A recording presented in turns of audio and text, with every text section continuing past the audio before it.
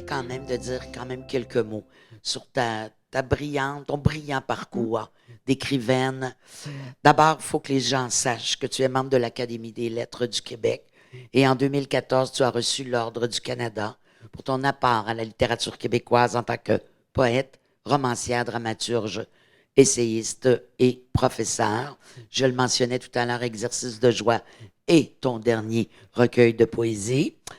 Il y en a une vingtaine d'autres avant. Alors, moi, je me souviens, et je pourrais tous les nommer, on va essayer de faire le tour. Tout comme elle, le texte théâtral paru en 2006, qu'on avait eu l'occasion justement ici d'en faire des extraits dans l'événement Les rythmes d'avril. Alors, mis en scène par Brigitte, elle n'avait pas fait la mise en scène de mon histoire à moi, là, mais par la suite, Brigitte Henschken, je le prononce comme il faut. Elle le prononce comme, elle me dit de dire son nom comme au bingo, N15. Ah bon, N15. Alors, Brigitte N15, bingo. Alors, en 2006, plusieurs de tes livres ont été traduits dans plusieurs langues. On retiendra aussi quelques romans. Un, il y a 2 ans. Je pense que c'était il y a 2 ans, Théo à jamais. Alors, on retiendra aussi l'album multicolore. On retiendra tellement d'autres. Et je m'en allais dire, mon Dieu, la Mémoria, la Voie lactée, l'album multicolore, je l'ai dit. En tout cas, bref, etc., etc. Et tous les recueils de poésie. Beaucoup de prix, beaucoup de distinctions. Et la littérature au féminin, ça te connaît. Ça a été ma spécialité. Si on veut, tous les professeurs font des recherches. J'ai fait mon doctorat sur cette question-là, sur la poésie québécoise des femmes durant les années 70. Et sur 3 poètes, Nicole Brossard, Madeleine Gagnon, France Théoré. Alors, pourquoi ce sujet-là? C'est parce que je commençais à écrire moi-même et je trouvais que la poésie des femmes renouvelait les formes, renouvelait les thématiques, ça m'emballait. J'étais intéressée par l'écriture, je commençais moi-même à écrire et j'ai voulu regarder ça, étudier ça de plus près. Tu as parlé aussi beaucoup, dans un article, entre autres, de la subjectivité. À quel point le jeu aussi, dans l'intimité, dans l'écriture intime, était important pour toi. Que c'était une voix, que c'était une ouverture. Ce jeu-là qui se dit, comme femme, comme poète. Ben, effectivement, le jeu féminin, on ne l'a pas beaucoup entendu. Quand j'allais à l'université, quand j'ai fait mon bac, ma maîtrise, mon doctorat, à cette époque-là, on entendait surtout le jeu masculin. Contre quoi je n'ai rien. Il y a des grands auteurs masculins, je lis des auteurs masculins, des poètes masculins, mais on entendait moins la voix des femmes.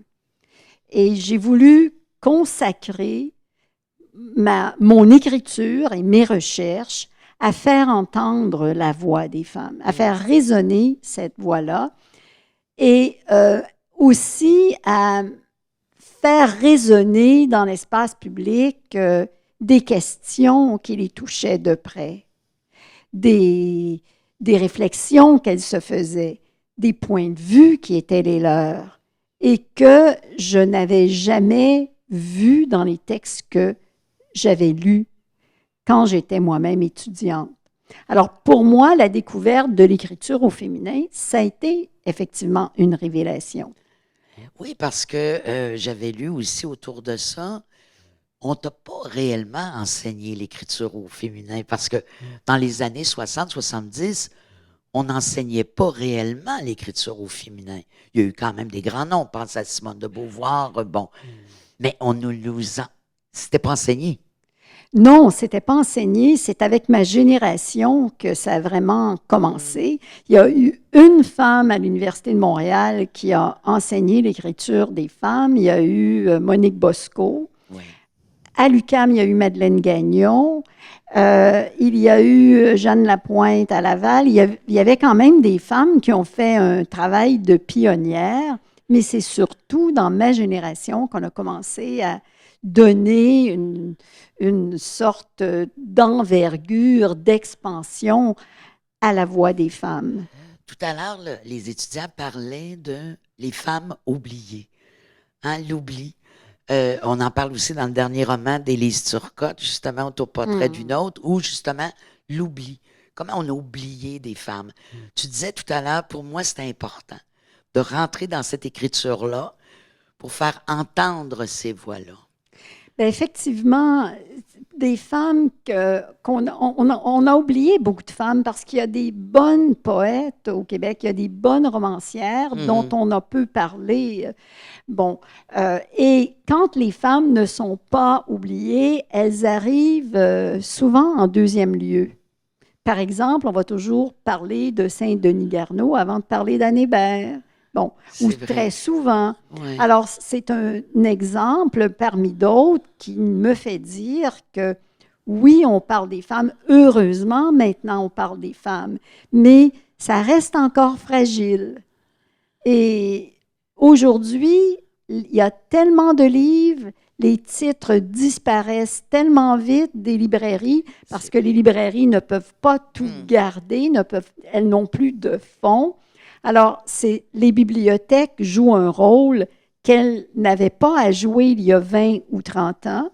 Alors, elles sont de plus en plus importantes et établir ou garder, conserver, cultiver une mémoire, ça devient absolument primordial si on ne veut pas que ces œuvres-là soient oubliées, pas parce qu'on veut les oublier, mais qu'elles se perdent dans l'amas total de livres qu'on reçoit tous les ans. Tu disais l'équilibre est fragile encore dans la littérature des femmes, au féminin. Qu'est-ce que tu veux dire aujourd'hui avec le regard que tu poses aujourd'hui sur la littérature du féminin? Il y a encore des biais. Il y a encore des biais.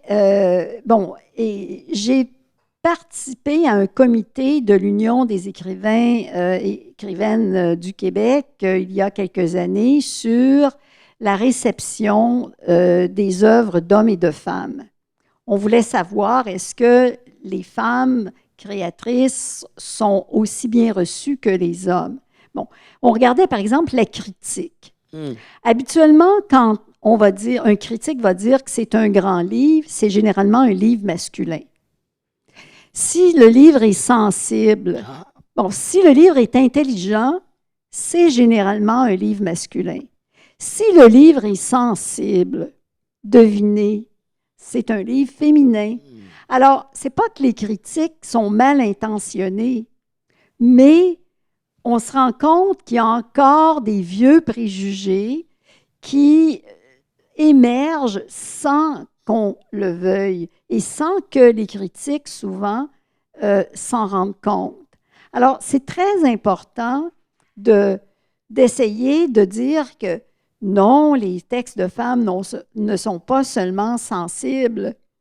Ils peuvent aussi être très bons. Il y a des grands livres masculins, mais il y a aussi des grands livres féminins. Puis il y a des hommes qui peuvent avoir une écriture sensible. Ils ne sont pas dépourvus de sensibilité. Donc, tout est à revoir constamment. Et ça prend de la vigilance, une vigilance constante. C'est drôle que tu me dises ça parce que je sais qu'à une certaine période de ta vie, tu as été quelqu'un de très militant, hein, très engagé. Donc, maintenant, cet engagement-là, ce que j'entends de toi, c'est cette vigilance-là par rapport à l'accueil ou aux représentations du féminin qu'on se fait encore. Tout à fait. Dans mes livres, mais aussi sur la place publique. Sur la place publique, pour moi, c'est important de montrer, de demander une vigilance et de dire et de répéter que l'écriture des femmes est importante, que l'écriture des femmes apporte des points de vue différents, qu'il faut écouter ce que les femmes ont à dire parce que ce qu'elles disent apporte beaucoup à la société. Enrichissent le débat. Tout à fait. Et que non seulement elles enrichissent le débat, mais elles permettent au monde de changer. Oui. Ah, c'est beau ce que tu dis, puis il y a une des phrases dans ton dernier recueil, devenir une femme avec un avenir. Oui. J'ai trouvé ça merveilleux. Devenir une femme avec un avenir. C'est dans ton dernier recueil. C'est quoi devenir une femme avec un avenir? Ben, je mets ça dans le contexte D'exercice de joie? joie. Je peux dire dans quel contexte je l'écris. Euh, J'écris ça en parlant de la maternité, Oui. d'accord? Quand j'ai eu un enfant, je me suis dit, j'ai maintenant un avenir. Il faut que je sois là pour mon enfant pendant au moins 25 ans. Donc, j'ai la responsabilité de rester vivante, de prendre soin de l'enfant et donc de prendre soin de moi, si je veux prendre soin de l'enfant. Mais dans un contexte plus général, aujourd'hui, où on n'est pas sûr de l'avenir, on se pose beaucoup de questions, on est parfois un peu déprimé sur ce qui se passe, je crois qu'il est important de se donner un avenir. Et cet avenir-là, ben, c'est nous qui le construisons. Et bon, c'est une exposition comme celle-là ce soir qui construit cet avenir-là. En apportant à la collectivité, c'était très beau l'entretien tout à l'heure que j'ai entendu avec Geneviève les Laurie étudiants. et Samuel. Donc, vous donnez un avenir à votre société et donc vous êtes des femmes et un homme avec un avenir. Si c'est beau. Si j'aime C'est- ça.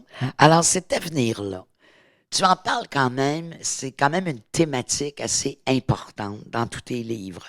Cet avenir-là transmis de la mère à la fille. Tu viens de parler de ta fille. Bon, de la mère à la fille. Le thème de la mère, la fille, le rapport entre les deux.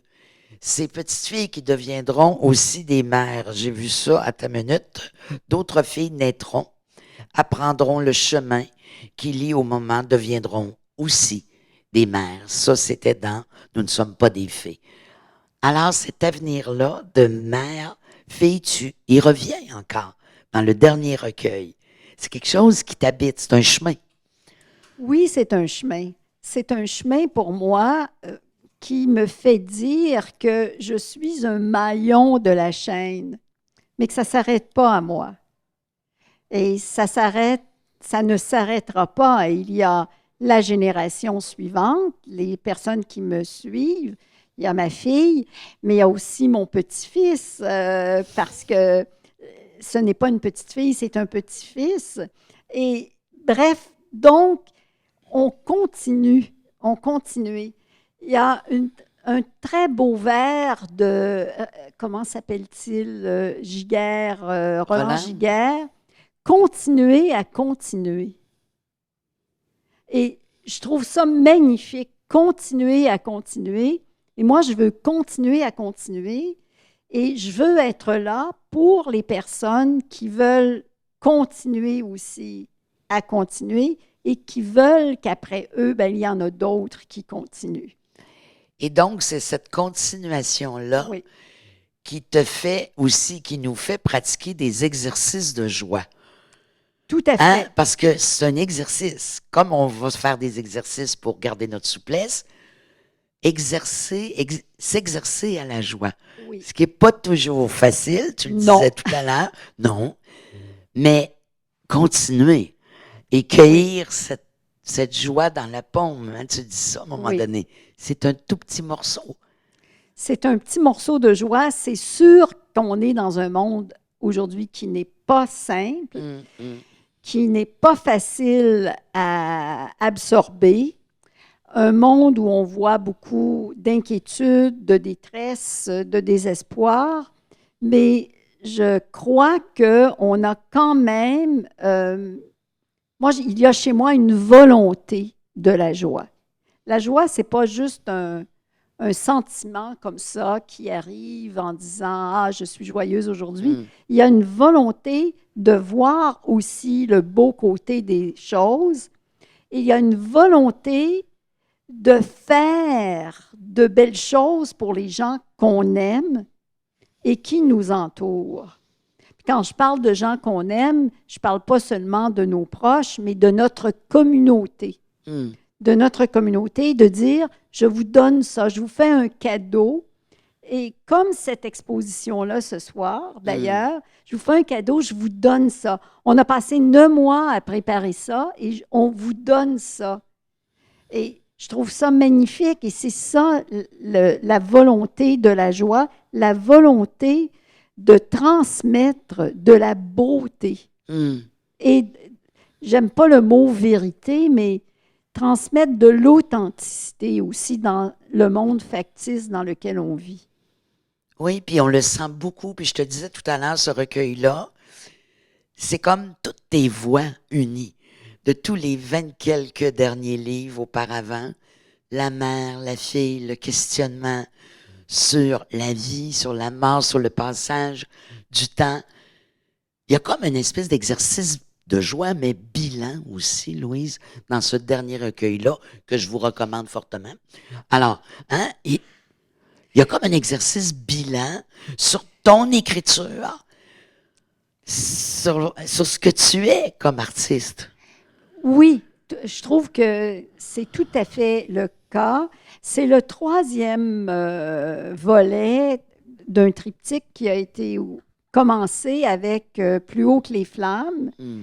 La main hantée. Et dans La main hantée, j'avais une phrase qui disait « Toi qui n'as toujours considéré que ta dette envers la douleur, il faudrait considérer, j'aurais dû la porter, la phrase, ta dette envers la joie. Il faudrait commencer à considérer ta dette envers la joie. » Puis je me suis dit, qu'est-ce que j'ai voulu dire? Est-ce qu'il faut toujours regarder seulement la douleur? Est-ce qu'il faut pas se secouer une fois de temps en temps et regarder aussi du côté de ce qu'on peut avoir de beau, de bon, du côté de ce qu'on peut donner? Alors, c'est une sorte de, disons, c'est un auto-examen, ce recueil-là. Oui, puis ça poursuit aussi la réflexion amorcée avec les deux précédents. Exactement, Les deux, exactement. les deux précédents recueils. Alors donc, cette joie-là, qui n'y arrive pas tout le temps, mais qui est souhaitable et souhaitée, il y a quand même derrière tout ça et dans ton œuvre toute la question de l'identité. Oui, Parce que tu as souvent dit, et on a pu le lire, que tu portes aussi en toi ta société. Hein? Un écrivain, une écrivaine porte sa société. Alors, l'identité, la femme que tu es dans l'univers québécois, dans le contexte, comment tu la vois, cette femme-là? ben, la femme La femme au et la poète, Québec, allons avec les deux. la femme et la poète, Ouais. Commençons par la femme. la femme a beaucoup évolué depuis qu'elle avait 17-20 ans. La société change à un rythme incroyable, a beaucoup changé. Tout est plus accessible, heureusement, aux femmes maintenant. Les femmes qui le désirent peuvent étudier, mais encore là, il y a des problèmes monétaires souvent. C'est compliqué d'être une femme encore, cependant, parce que pour les femmes, c'est-à-dire que pour la femme qui veut aussi avoir des enfants, c'est compliqué. C'est toujours compliqué et ça ne changera pas, je crois, parce que la société ne peut pas prendre en charge complètement les enfants, à moins que les conjoints en viennent à vraiment faire la moitié du boulot. Ouais. Ce n'est pas encore le cas, ça viendra peut-être, mais il y a quand même eu des changements majeurs et aujourd'hui, ben, je veux dire, je ne suis plus du tout la femme que j'étais à 20 ans. Mhm.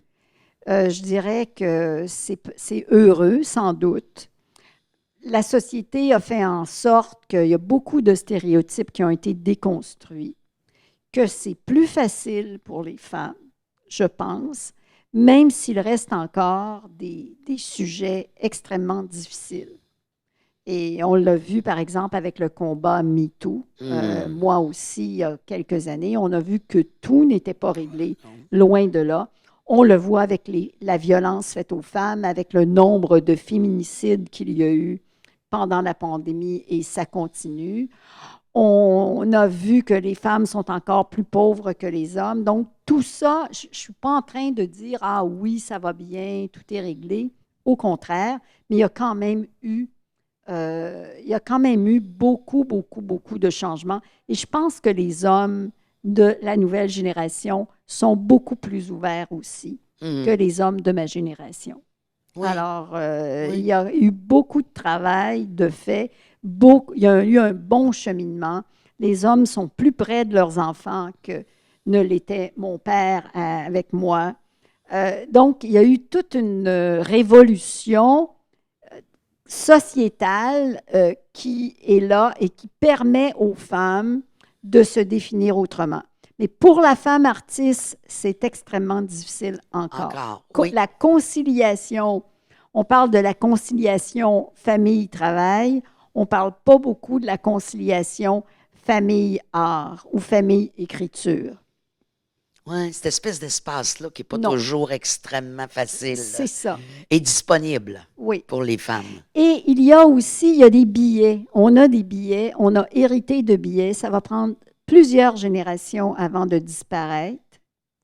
Et on espère qu'il n'y aura pas de recul parce Non. qu'on voit tous les reculs qu'il y a aux États-Unis en ce moment. Ah, c'est terrible, ça. Bon, Ouais. on peut être menacé, nous aussi, hein. On n'est jamais sûr des acquis qu'on a.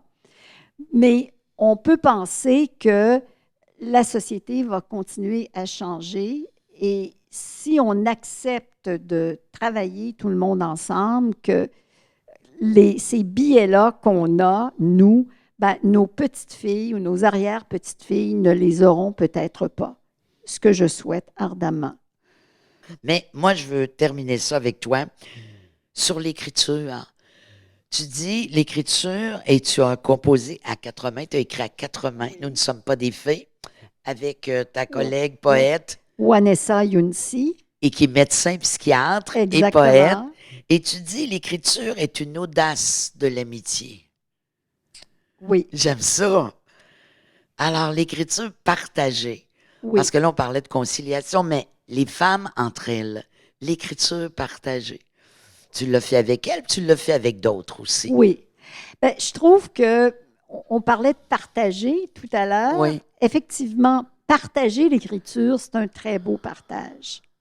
Et cette expérience-là, ces textes-là avec Wanessa, qui se sont écrits la plupart en temps de pandémie, ont c'est été, je sais pas moi, un état de grâce pour nous, parce qu'on ne pouvait pas se voir. Donc, on s'envoyait des poèmes. C'était des lettres poèmes. Donc, je lui envoyais un poème. J'attendais tout à coup. Oups, je recevais un poème quand elle avait du temps. Bon, on ne s'était pas fixé de limite. Tout à coup, je lui retournais un poème quand j'étais prête. J'en recevais un. Alors, partager des lectures, partager l'écriture, c'est un beau partage. C'est un partage qui nous fait grandir. Et on ne partage pas suffisamment nos lectures non plus. C'est intéressant ce que tu dis parce que tout à l'heure, on parlait justement de tes lectures, puis on parlait des listes sur cote, pour ne pas la nommer. Et tu disais, j'aime ça lire comme ça parce que, veux pas, je réfléchis sur ma propre écriture. Pratique. Oui, sur ma propre écriture. Alors, l'écrivain est toujours, disons, un ogre, hein, Ouais. qui dévore. Alors, c'est sûr que quand on lit un livre d'une personne dont on aime l'écriture, ou même quand on n'aime pas l'écriture, parfois il vient des idées, on pille, on met évidemment nos références, mais c'est-à-dire que le livre fait son chemin en nous et nous force à penser à des thèmes, à des formes, à des mots auxquels on n'aurait pas nécessairement pensé. Et quand on parle d'inspiration dans l'écriture, je dirais qu'elle vient souvent, souvent de nos lectures. Ah, c'est intéressant, ça. Oui. Puis tes formes aussi. Parlons des formes de ton écriture.